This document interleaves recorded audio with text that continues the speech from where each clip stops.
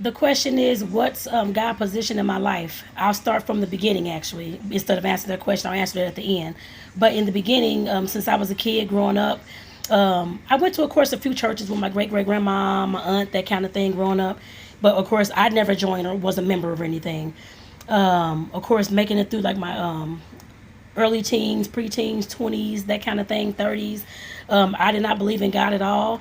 Called myself an atheist because I was so much of an angry individual, angry at all the things that had happened in my life that I didn't agree with, and the way I was raised and all those kind of things, and I blame God for those things.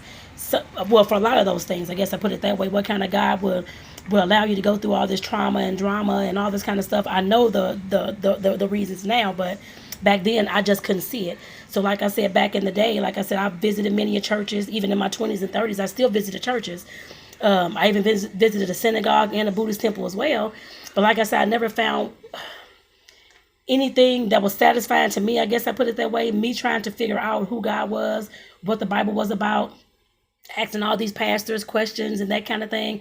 A lot of times being shut down. That wasn't right, or you shouldn't ask this, or you shouldn't question that, or why do you think this way, and that's the devil, and all these types of things. So I just said, forget it. What's the point? So I never looked into it anymore. Nowadays, of course, in the past, maybe what's this, 2022? 4 to 5 years, something like that. I don't know. I have surrendered, and I do now believe in God. I guess I put it that way as well. I do believe, and I guess looking back in my life, I see instances where I, of course, said I believed in a higher power, then I was an atheist and all this kind of stuff. But as I look back in my life now, I knew that there was always something that was, I guess, above me, a higher power, that kind of thing that was controlling things. I guess I put it that way. And I, of course, at times, because I've had all kind of crazy situations, of course, going on in my life, and at times, like I said, I definitely felt a presence of angels, of God, of something, I guess I put it that way, and was protected at certain times as well when I should have been dead and gone. I put it that way. I'll tell y'all that story another day.